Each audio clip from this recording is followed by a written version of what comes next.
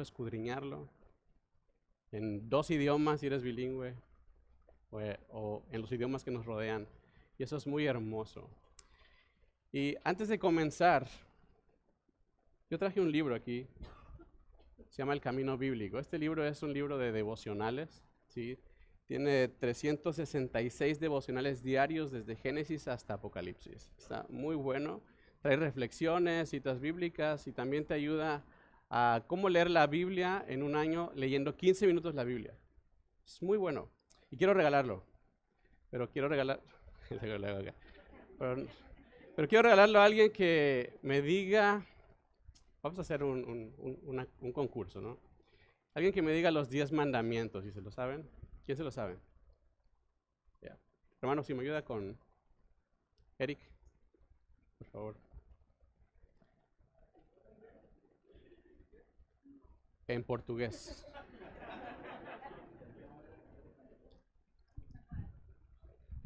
¿Ya has aprendido? Ahí está. Thou shalt not have any God before me. Okay. Thou shalt not have any idols, anything in heaven or on earth. Hold on. Faltan 8, nomás. Está bien. Steal. Okay, those are all 5. Deme 5. 5, okay. Thou shalt. Hey. Okay, so te voy a decir los últimos 5 de las personas.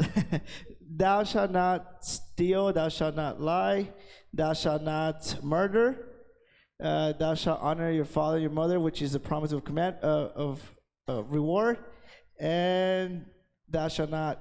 What was the other one? Ya te dije 5. Thou shalt not cover your brother's or neighbor's wife. No entendí nada, no hablo inglés, pero confío en ti. ¿Me puedes ayudar a hacerlo, por favor? Un aplauso, por favor, a Eric. Mira, tengo otro. Voy a hacer mi propaganda aquí. También tengo chile, cebolla detrás, ahorita lo saco. Tengo este libro que se llama Los 5 lenguajes del amor. No sé si alguien sepa de este libro. Está muy bueno. Habla más cómo poder identificarnos nosotros entre parejas, ¿sí? Cómo identificar tu lenguaje del amor. Es más chiquito, entonces va a ser la pregunta más chiquita, ¿sí? ¿Quién me puede decir los 2 mandamientos que dio Jesús, resumiendo estos 10 mandamientos en Mateo 22? Está en español, hermano Miguel. Hermano, bueno, para que conozca su lenguaje del amor. ¿Puede pasar el micrófono al hermano Miguel, por favor? ¿Cuáles son los 2 mandamientos que dijo Jesús? Gracias. Amarás a Dios sobre todas las cosas y a tu prójimo como a ti mismo. Excelente. Un aplauso, por favor. ¿Sí me ayudas? Excelente. Gracias, hermano. Mira esta Biblia. Esta es mía, hermano. Puedo arreglarla. No, tampoco la puedo arreglar, hermanos. Fíjate, es interesante porque la mayoría de nosotros tenemos conocimiento bíblico. Gracias. Tenemos conocimiento bíblico, tenemos conocimiento de ciertas bases bíblicas en nuestra doctrina, ¿sí? ¿Qué es lo que creemos? ¿Dónde está escrito? Conocemos los 10 mandamientos en inglés, en español, como quieras. ¿Sí? Conocemos las enseñanzas de Jesús. En la escuela dominical nos enseñan también muchas cosas, como que Dios abrió el mar, conocemos los mandamientos de Moisés. Y sí, tenemos mucha Biblia en nuestra vida, en nuestra mente, en nuestro corazón. Eso es verdad. Pero la pregunta que surge en cuanto a eso es, todo ese conocimiento que tenemos, ¿lo aplicamos realmente en nuestra vida? Porque de no ser así, hermanos, solamente estamos viviendo una religiosidad. Sí. Y eso es muy, muy peligroso. Vivir en una religiosidad es muy peligroso. Fíjate, Pablo, en este libro, esta carta a los romanos que estamos estudiando, el apóstol Pablo ya nos ha venido hablando desde el capítulo 1 acerca de los pecadores, ¿sí? Capítulo 1, Pablo nos habló sobre los pecadores inmorales. ¿Sí? Capítulo 1, aquellos que hacían de su vida lo que querían, aquellos que no estimaron tener en cuenta a Dios, aunque le conocían, lo reprobaron y hacían de su vida una inmoralidad completa. En el capítulo 2 encontramos a la segunda clase de pecadores, que son los pecadores morales, aquellos que creen que por hacer cosas buenas, por ofrecer servicios y por dar, ya tienen ganado el cielo, y Pablo lo reduce a también son pecadores. Y de esta forma Pablo ha ido cerrando las puertas y los caminos a cualquiera que pueda decir, yo soy irreprensible y no necesito más nada. Pablo está cerrando cualquier camino o salida para ellos, diciendo, todos son pecadores. Los inmorales han sido juzgados y fueron encontrados culpables. Los morales han sido juzgados y fueron declarados culpables. Y ahora Pablo, en este pasaje que vamos a estudiar el día de hoy, nos presenta la tercera clase de pecador.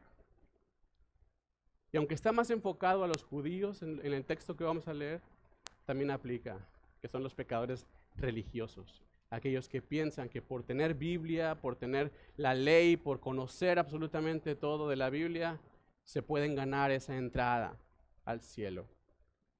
Ayúdame o acompáñame a leer, mejor dicho, capítulo 2 de Romanos, versos 17 al 24. Perdón.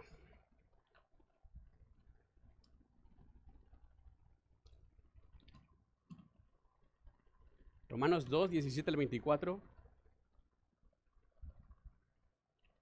¿Listos? Bien, vamos a leerlo juntos, ¿ok? Que no se me duerman.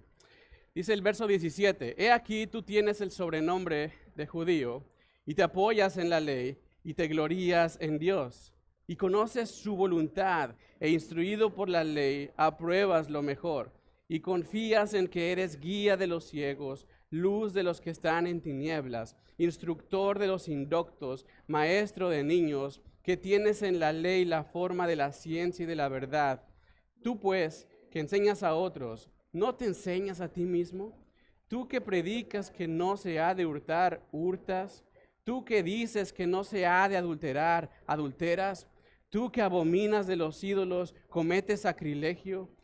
Tú que te jactas de la ley, con infracción de ley deshonras a Dios, porque como está escrito, el nombre de Dios es blasfemado entre los gentiles por causa de vosotros. Vamos a orar así como estás. Dios, gracias por esta oportunidad que nos das de abrir tu palabra, Señor, de escudriñar, de profundizar en ella, Padre.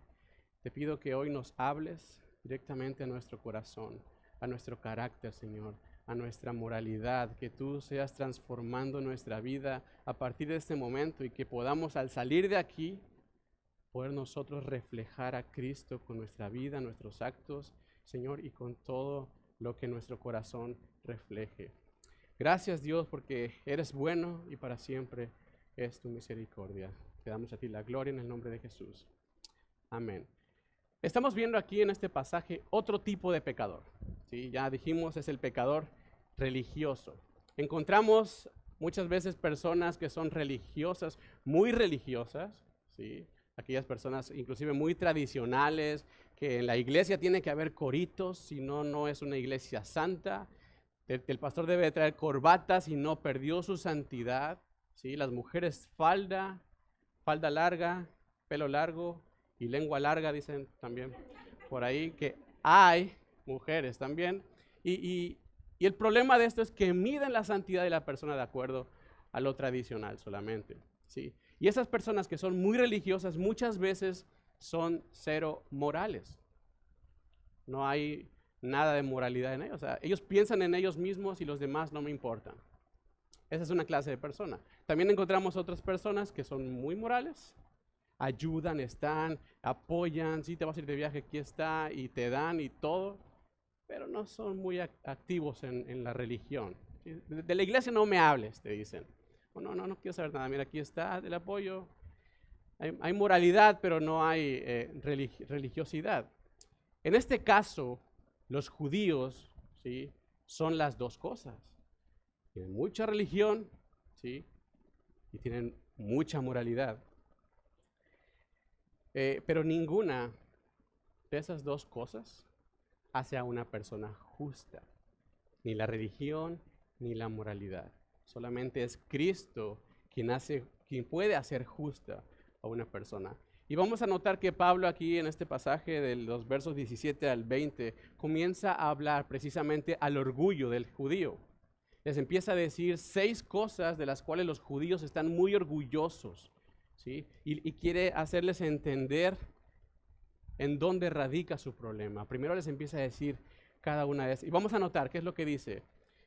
Primero les dice, tú que te llamas a ti mismo judío, en el versículo 17. ¿Por qué les dice esto? No sé si sepas, el nombre judío viene del nombre Judá, ¿sí? Judá es una de las 12 tribus de Israel, así como está Benjamín, Dan, Leví. Judá es una de ellas. Y los judíos, o los israelitas en ese entonces, adoptaron este nombre de Judá cuando estaban en cautiverio en Babilonia y querían demostrarle a Dios con su vida que ellos querían tener este nombre. ¿Por qué? Porque Judá significa alabanza. Entonces, al momento de que ellos adoptan este nombre, con su vida le quieren reflejar a Dios, Señor, nuestra vida queremos que sea de alabanza para ti. Y es por eso que lo adoptan y están muy orgullosos de eso. Pero ahora, tal como dice el verso 17, solamente quedó en el nombre. Ok, su vida estaba queriendo ser de alabanza a Dios cuando estaban en cautiverio, pero ahora que Pablo les está escribiendo, solamente quedó en el nombre. ¿Sí? Ya no hay alabanza en sus vidas, ya no se reflejan como el pueblo de Dios escogido, sino ahora su nombre está más enfocado al juicio. Era un orgullo para el israelita ser judío. Él decía, yo soy judío. Todos los demás son nada, son nadie. Y estaban muy orgullosos de eso. Pero ya no cumplían con lo que conlleva ser el pueblo de Dios. ¿Sí? Era como decir en ese entonces que eran americanistas de ese tiempo. Solamente ellos se aguantaban con el orgullo que tenían. ¿Sí? Espero no herir susceptibilidades. ¿Sí? Ese orgullo solamente se quedó en lo moral. Ya no cumplían con lo que es ser el pueblo de Dios escogido, solamente quedó en el nombre.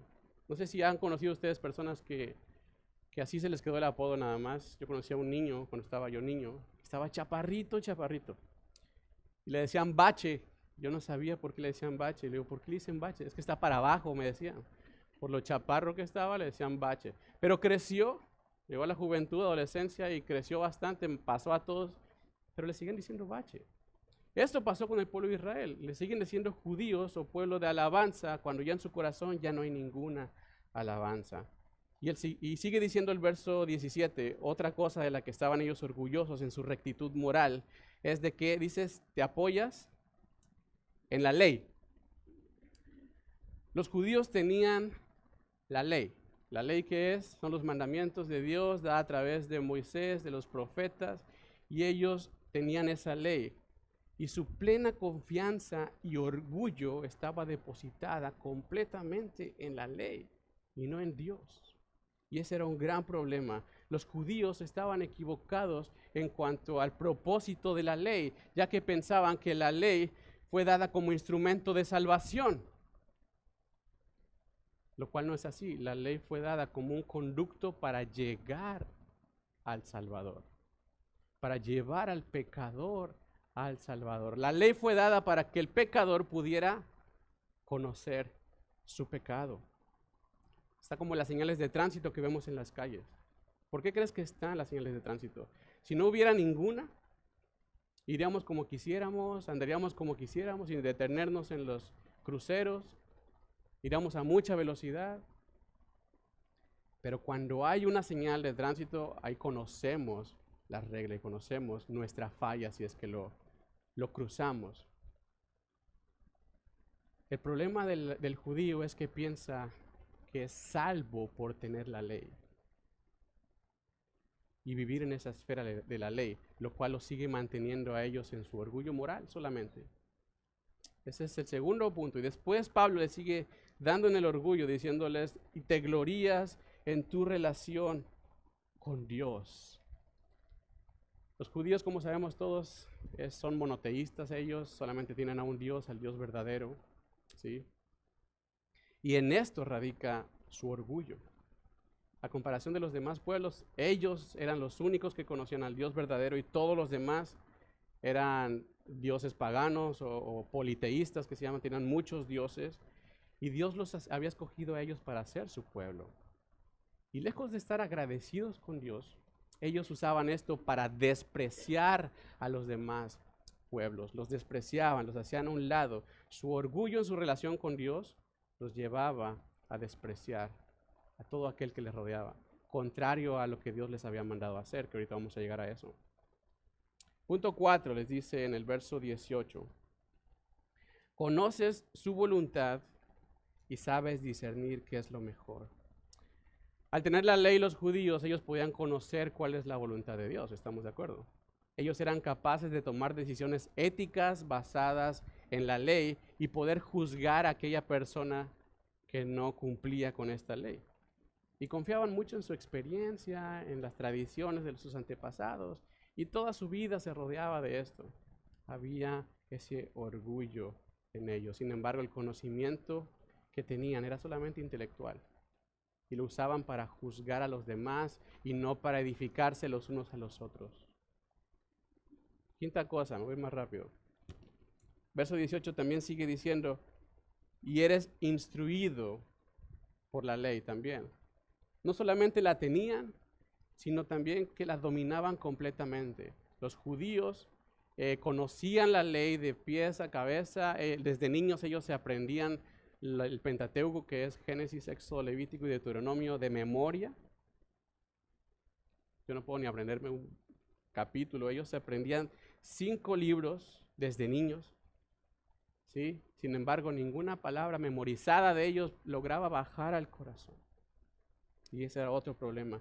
Y Pablo lo que está haciendo es mostrándoles su orgullo y mostrándoles el problema, ¿sí? Y ahorita nos vamos a identificar también con esto. Y por último, la sexta cosa que dice en el verso 19, estás convencido de ser guía de los ciegos. La ley para ellos era la única luz que podía guiar a los ciegos, la única luz que podía llevarlos, y todos los demás que no eran judíos no tenían la luz, ¿sí? Y ellos también se consideraban capacitados para guiar a los demás, pero tenían tanto orgullo en su ley que no consideraban a nadie apto para poder guiarlos. Era un gran problema. Fíjate, todos estos argumentos que Pablo está dando de los judíos son argumentos fuertes en cuanto a la calidad de vida moral de una persona. En este caso, la calidad de vida religiosa de los judíos. Sin embargo, hay que entender algo muy importante. No por tener los justos mandamientos de Dios, la persona se hace justa. ¿Sí entendemos eso? No por conocer todos los mandamientos de Dios, tenerlos, ser instruidos, ¿sí? Tener una relación muy cercana con Dios. No por tener todo eso hace a una persona justa. Los judíos dependían más de su propia justicia, pero el pecado más dañino que puede haber es depender precisamente de la justicia propia. ¿Por qué? Porque si la tenemos una justicia propia, no podemos ver en qué estamos mal. ¿Cómo saber si yo soy el que pongo las reglas del juego? ¿Cómo fallar? ¿Sí me explico? Si yo soy el que escribió las reglas, ¿cómo voy a fallar yo? Y eso es lo que estaban haciendo los judíos. Dependían de su propia justicia. Yo he conocido personas que dicen, yo no creo que Dios sea tan malo. ¿No? ¿No te ha tocado escuchar a alguien así? Yo creo que Dios no castiga si hacemos esto. Una vez en una iglesia en México, una persona de la iglesia me dijo, yo creo que Dios no castiga. Yo le digo, bueno, ¿y qué le hago a la Biblia? ¿Le arranco las páginas? ¿La tiro a la basura? ¿Qué le hago? Porque la Biblia dice que Dios al que ama castiga. Hablando de aquellos hijos de Dios que se han portado mal, que han hecho algo mal, Dios disciplina. Y es bíblico, hermanos. Es bíblico. Pero a veces nosotros en nuestra propia justicia creemos que Dios no puede ser como nosotros pensamos o como dicen aquellos. ¿Bajo qué fundamento nosotros basamos nuestro razonamiento? Tengamos cuidado de estos pensamientos. Si no es bíblico, si es nuestra propia justicia, es un peligro. Pablo en este momento lo que ha estado haciendo es levantar a los judíos con piropos espirituales. Fíjate lo que les ha dicho. Tú que tienes el sobrenombre de judío, te apoyas en la ley, te glorías en Dios porque tienes una muy buena relación con Él, conoces su voluntad, eres instruido por la ley, apruebas lo mejor, confías en que eres guía de los ciegos, luz de los que están en tinieblas, instructor de los indoctos, maestro de niños, y tienes en la ley la forma de la ciencia y la verdad. Pablo los ha levantado con todos estos piropos, pero solamente lo ha hecho para dejarlos caer más fuerte y puedan entender la necesidad que tienen ellos de Cristo. No está diciendo en ningún momento que ser judío está mal. No está diciendo que conocer la Biblia y saberse los 10 mandamientos está mal, que memorizar está mal, tener una relación con Dios está mal. No está diciendo Pablo eso. El problema es que el judío se jacta y depende de eso.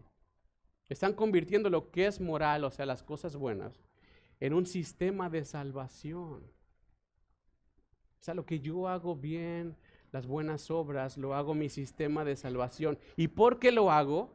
Tengo salvación. Ese es el pensamiento del judío. La ley es suficiente y no hay más nada. Es como decir que si cumplo las leyes de tránsito, voy a llegar a mi destino sin problema. Aunque no revise el carro, aunque no le ponga gasolina, voy a llegar. No es así.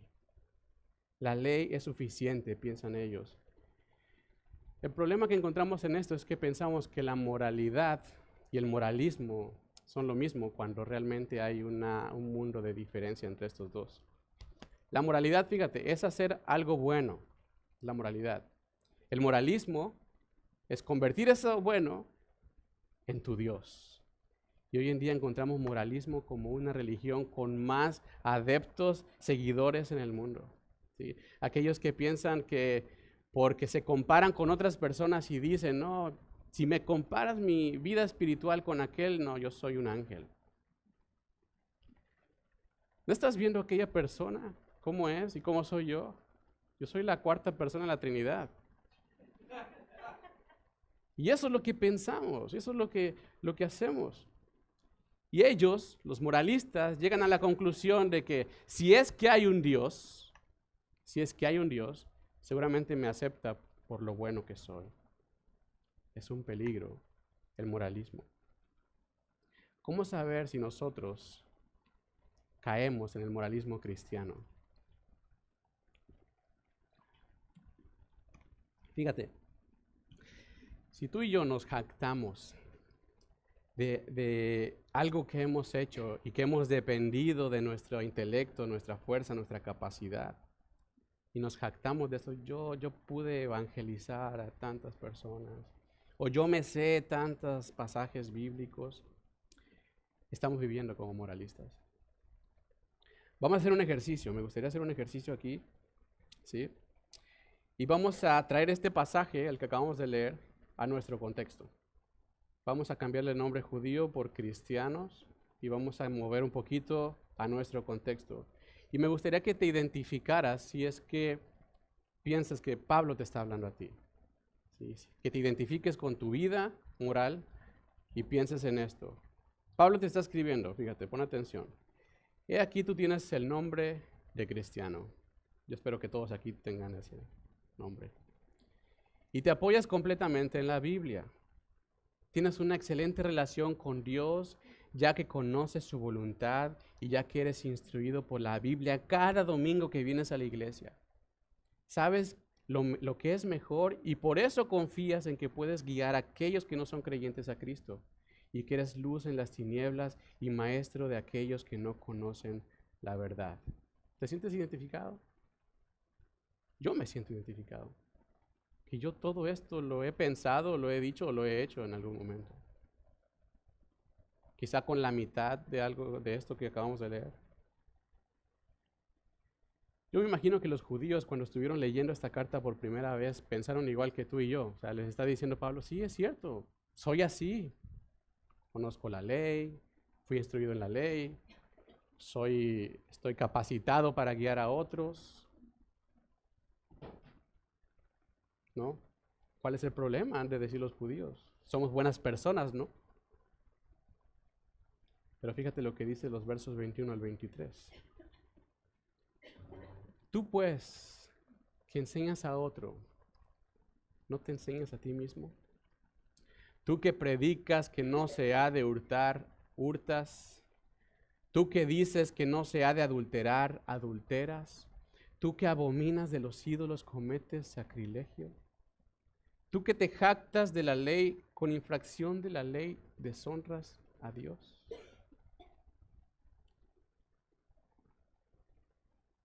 Pablo lo que está haciendo aquí es que está recriminando la incongruencia de los judíos, la incongruencia de su vida espiritual de los judíos. ¿Por qué? Porque están enseñando algo y no lo están haciendo ellos. Están predicando y esto que predican no lo ponen en práctica ellos. Dicen que no hurtes, que no se debe de hurtar, pero estás agarrando tú de acá. Es una incongruencia la vida que están llevando religiosa, que piensan que esa vida los va a llevar a la salvación. Es una incongruencia. No están practicando lo que están diciendo. Esto es enseñar a otros y no enseñarse a sí mismos. Lo que predican no se lo predican a sí mismos. Prohíben que hagan cosas que ellos están haciendo. Les reprochan también su frialdad religiosa y su ligereza en el manejo de la ley. Todo esto lo hacen los judíos, pero ellos mismos están reprobados. Completamente reprobados. En otras palabras, Pablo les está diciendo, son unos hipócritas. Hipócritas, les dice. Quizá en nuestro contexto esa palabra hipócritas es fuerte. En ese contexto, en ese tiempo, hipócrita se le llamaba a la persona que hoy conocemos como actores. Aquellos que toman el carácter o la vida de otra persona y empiezan a actuar, o sea, una persona falsa, ¿sí? Y eso es lo que les está diciendo, es el sentido que Pablo les está dando. Son unos hipócritas, son unos actores, son unos falsos. No están viviendo realmente lo que dicen que son. Es lo mismo que ocupa Jesucristo cuando les habla a los fariseos. ¿Sí recuerda? Que les dice hipócritas, sepulcros blanqueados, les dice a los fariseos, que por fuera son muy hermosos, están bien pintaditos, bien bonitos, pero por dentro están llenos de pobredumbre, podridos, en otras palabras. Son ciegos guías de los ciegos, les dice Jesús. Hipócritas. Es un momento que leíamos estos versos en nuestro contexto. Nos sentimos identificados en nuestra vida cristiana moralmente correcta, muchos de nosotros. Pero ¿cómo está realmente nuestra vida en relación con Dios? ¿Alguna vez te has puesto a pensar eso? ¿Cómo está tu vida en relación con Dios? ¿Lo que enseñamos a otros lo vivimos nosotros mismos? ¿Lo que predicamos a otras personas lo practicamos nosotros? ¿Qué piensas? ¿Enseñamos con el ejemplo lo que no se debe de hacer? O sea, no haces lo que estás diciendo que no se haga. Porque es muy fácil decir, oye, eso está mal. Pero ¿qué haces tú en tu intimidad? ¿Qué haces tú cuando nadie te está viendo? El viernes de la semana, este viernes que pasó, el anterior, tuvimos nuestra reunión de matrimonios aquí. Y tuve la bendición de compartir en esta reunión junto con el pastor Salvador, con el pastor Edgar. Profecía, bro. Recibe. ¿Eres pastor de tu casa, sí o no? Amén. Y dimos el tema, ¿cuál es la necesidad más grande de la esposa? Y fue bien interesante porque eso fue el viernes, pero un miércoles antes nos juntamos para platicar sobre la reunión. Y los tres coincidimos en que Dios nos había confrontado muy fuerte con la palabra, ¿sí? Al conocer la necesidad tan grande de nuestra esposa de ser amada. Y no es tanto eso, sino lo que más me sorprendió es de que desde días antes, los tres comenzamos a vivir eso que estábamos aprendiendo nosotros. Comenzamos a ponerlo en práctica en nuestra vida antes de venir. Y me dio mucho gusto porque eso quiere decir que cuando nos paramos aquí, pudimos hablar con autoridad.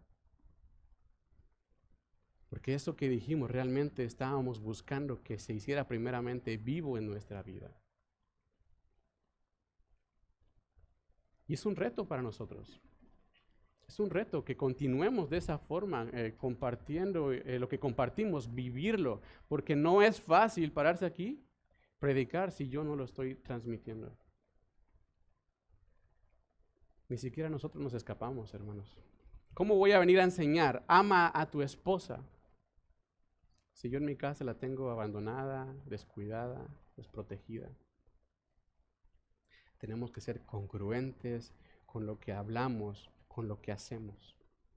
Y en muchas otras cosas. Puedes tú pensar en cualquier otra cosa. Lo que digas, eso lo tienes que hacer.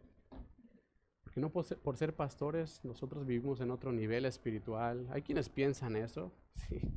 Y déjenme decirles algo, hermanos. No somos diferentes a ninguno de ustedes. Tenemos los mismos problemas, las mismas fallas. Y tenemos una gran responsabilidad cuando nos paramos aquí al predicar. Porque primero tenemos que reflejarlo con nuestra vida. Si no, no tiene caso que hablemos. Si no transmitimos lo que estamos tratando de decir. Nuestra vida debe de ser congruente. Y no solamente el pastor, pero también la congregación, el cristiano. Porque en el caso de los judíos, lamentablemente, y en el caso de muchos de nosotros, lamentablemente sus hechos gritaban más fuerte que sus palabras. Y eso traía un efecto muy negativo, muy negativo. Y es el mismo efecto que trae nuestra vida cuando nuestros hechos gritan más fuerte que nuestras palabras y no son congruentes. Traen un efecto malo. ¿Quieres saber qué efecto es el que trae? Lee conmigo el verso 24. Porque como está escrito, el nombre de Dios es blasfemado entre los gentiles por causa de vosotros. Los judíos tenían la responsabilidad de dar luz al nombre de Dios. Esa era su responsabilidad. Fueron escogidos con ese propósito de que en medio de todas las naciones ellos fueran luz y reflejaran al único Dios verdadero. Ese era su trabajo. Ellos fueron el pueblo escogido por Dios. Pero ¿qué diferencia hicieron? No hubo una nación que se convirtiera, que conociera de Dios, que no fueran israelitas por los israelitas. Solamente pienso en Nínive, creo, que Nahum les fue a predicar y toda la nación se convirtió, pero una generación después Dios destruyó por la maldad. Pero de ahí en fuera no hay otra. Que por los judíos se convirtieran. Y de la misma forma, Cristo vino, murió, resucitó, fue al cielo, venció a la muerte y decidió escogerte a ti para salvación. De en medio de todos los pueblos y naciones de este mundo, Dios te escogió a ti. ¿Qué diferencia hacemos? ¿Qué diferencia hacemos, hermanos? Donde nos movemos, donde nos reunimos. Realmente. Porque muchas veces, a causa de nuestro comportamiento, el pensamiento del mundo es: ¿por qué he de honrar a Dios y ni siquiera su pueblo lo honra? ¿No? ¿Por qué he de amar a Dios y ni siquiera sus escogidos, sus hijos, le aman? Porque a causa del pecado de Israel, de su pueblo, de los judíos, el mundo piensa: si ellos son sus hijos y son pecadores, ¿cómo creer que es un Dios santo? Si nosotros somos sus hijos y seguimos viviendo como pecadores, ¿cómo mostrar a un Dios santo? Si somos personas que diluimos el evangelio, que decimos, sí, mira, Dios, sí, sí es cierto que dice la Biblia, pero no pasa nada, tú puedes seguir viviendo, tranquilo, mira, Cristo te ama, yo también. Ven a la iglesia, cumple viniendo los domingos, trae tu diezmo, ofrenda. Pon en Facebook 5 estrellitas ahí, que es la mejor iglesia de todas. No hay más nada. Diluimos el evangelio. Si no le damos importancia a los mandamientos de Dios que nos ha dejado en sus escrituras y tenemos una doble vida, ¿sí? Que venimos los domingos y damos una cara y todo muy bien, hermanito querido, hablamos hasta con palabras muy santas, siervo de Jehová, ¿cómo estás? Alabado sea el nombre de Dios. Pero el resto de la semana vivimos como si no nos conociéramos. Una vida de pecado. ¿Cómo pues vamos a reflejar el nombre de Dios a los que nos rodean si en nuestra vida estamos demostrando otra cosa? ¿Sabes qué piensa el mundo? ¿Cómo voy a honrar a ese Dios si ni siquiera su hijo lo honra? ¿Cómo mostrarle a nuestra familia o querer que se acerquen a Dios nuestra familia? Si en nuestra casa somos maldicientes, decimos groserías delante de nuestros hijos, ¿sí? Los humillamos a nuestros hijos, les maltratamos. Y luego decimos, pastor, no sé por qué mi hijo no va a la iglesia. Porque han llegado así. Si maltratamos a nuestra esposa, la humillamos también, solamente estamos siendo actores falsos. Nos hace hipócritas, hermanos. Porque enseñamos a otros y no nos enseñamos a nosotros mismos. Predicamos a otros y no nos predicamos a nosotros mismos. Hacemos lo que prohibimos que otros hagan.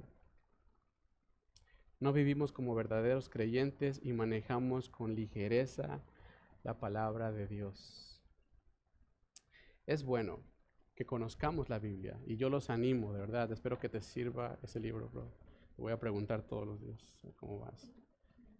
Si lo estás leyendo. Sí lo voy a hacer. Tony, ayúdame, por favor, a estar sobre él.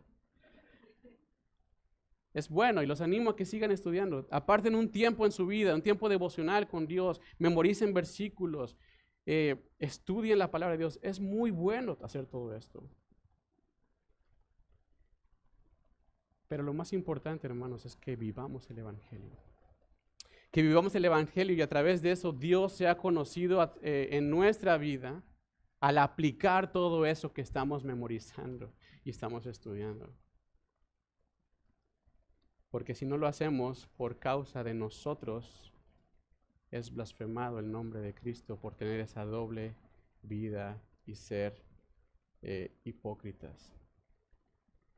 Te quiero preguntar una cosa. ¿Nosotros llevamos el sobrenombre cristiano solamente por tradición, por heredad? Hay quienes piensan que, no, es que mi hijo es de cuna cristiana. Bueno, la cuna será cristiana, el hijo quién sabe, hermanos. Porque no por el hecho de que lo traes desde bebé ya él va a ser cristiano toda su vida. Y pensamos eso muchas veces. Solamente queda en el nombre, en el sobrenombre. ¿Somos así o realmente llevamos a Cristo en nuestra vida y Él nos hace ser cristianos a nosotros? ¿Te has puesto a pensar en eso? Te invito a que medites en eso. Y quizás sintamos una fuerte exhortación. Yo la sentí, de verdad. Quizás sintamos una fuerte exhortación de parte de Dios, ya que ninguno nos escapamos de la culpa. Y eso es lo que precisamente Pablo quiere hacer al mostrar esto. Que nadie se escape de la culpa de ser pecador, aún los religiosos, los morales, los inmorales obviamente. Pero nadie se escapa. Pero el fin de la palabra de Dios, aún nos sintamos así, el fin de la palabra de Dios no es solamente destruirte y dejarte así, nada más. No, el fin de la palabra de Dios es que te quiere pulverizar realmente para después darte forma con las manos de Dios. Como el alfarero que quiere hacer un nuevo vaso de barro, primero lo muele, lo pulveriza y después le vuelve a dar forma. Eso es lo que hace la palabra de Dios. Para poder formarnos, primero tiene que molernos. Y siempre vamos a seguir siendo confrontados. No es hoy, no va a llegar un momento en que tú digas, ya la libré, ya estoy bien, llegué a un nivel. No. Siempre vamos a seguir siendo confrontados. Nadie se escapa del pecado. Todos necesitan a Cristo. Y Pablo nos vuelve a mostrar que el Evangelio también es para nosotros hoy en día. ¿Sí? No solamente es para, voy a ir a predicar el Evangelio, que se convierta y ya, ahí muere. No, todos los días necesitamos predicarnos el Evangelio nosotros mismos. Necesitamos conocerlo, regresar al Evangelio, regresar a la cruz, porque es solamente a través de Cristo que nosotros podemos vivir esa vida que Él nos pide. De nada sirve tener todo el conocimiento si no lo aplicamos cada día a nosotros y si no reflejamos a Cristo en nuestra vida. No se desanimen si en algún momento fallamos, caemos. La Biblia, hermanos, está llena de personajes que fallaron. Personajes que fueron nombrados como David, que fue conforme al corazón de Jehová. ¿Sabes qué? Falló. Cometió adulterio. Y Dios en su soberanía permitió que ese registro quedara en la Biblia. ¿Para qué? Para que tú y yo nos podamos dar cuenta que todos fallaron. Noé falló. Abraham falló. Moisés falló. Pedro, Pablo, fallaron. Todos fallaron. Dime tú quién de la Biblia no ha fallado. Salomón fue el más sabio y falló. Solamente Cristo vivió una vida de rectitud. Y por eso es que solamente a través de Él podemos vivir conforme al corazón de Dios. No importa la moralidad que tengamos, la religiosidad que tengamos, es solamente Cristo quien puede hacer la obra. Todos somos pecadores. Todos hemos fallado. Es peligroso vivir en una moralidad solamente. Si hemos podido hacer algo es porque Cristo ha permitido que tú y yo lo hagamos. Yo te animo a que tú sigas buscando esa vida diaria en el Evangelio y regreses a la cruz y nos demos cuenta que necesitamos de Cristo. No somos autosuficientes. No lo somos y no podemos solos. Ese fue el gran problema de los judíos. Llegó el momento en que se sintieron autosuficientes y lo que yo tengo en la ley es lo único que me salva, que me puede salvar. Es solamente a través de Cristo que nosotros podemos ser declarados justos. Te voy a invitar a que cierres tus ojos y vamos a tener un momento de meditación, de oración en esta palabra que acabamos de leer. Señor, yo sé que es difícil muchas veces darnos cuenta de nuestra moralidad o nuestra religiosidad, Padre, porque es un diario vivir y a veces no nos damos cuenta, Señor, que te hemos fallado y que te hemos desplazado, que hemos hecho todo esto con nuestras fuerzas, Señor. Y nos jactamos incluso de ser cristianos, nos sentimos superiores a todos los demás. Pero gracias porque nos has recordado de dónde salimos y quién nos ha rescatado. Eres tú, Señor, a través de tu Hijo Jesucristo que nos ha dado vida y vida en abundancia, Señor. No es por nuestra capacidad, no es por nuestras buenas obras. Yo no merezco nada, Señor. Tu gracia me alcanzó solamente. Tu misericordia es renovada cada día en mi vida, Señor, y es por eso que yo sigo teniendo vida eterna a pesar de mis errores. Pero, Señor, ayúdame en que yo pueda reflejar a Cristo. Líbrame, por favor, Padre, de que su nombre sea blasfemado por mi culpa, Señor.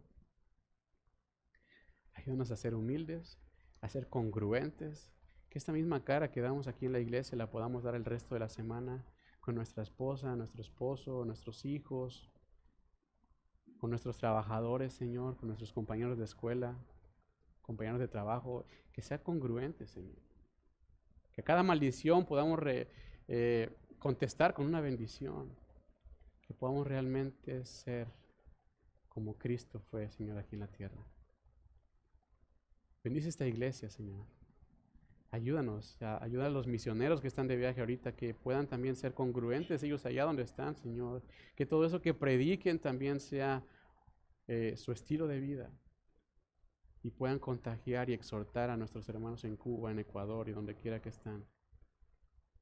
Te damos gracias porque tú nos sigues hablando y nos sigues exhortando, Señor, día a través de tu palabra. Nos declaramos culpables, Padre. Soy culpable, te necesito. A ti sea la gloria y la honra en el nombre de Jesús. Amén.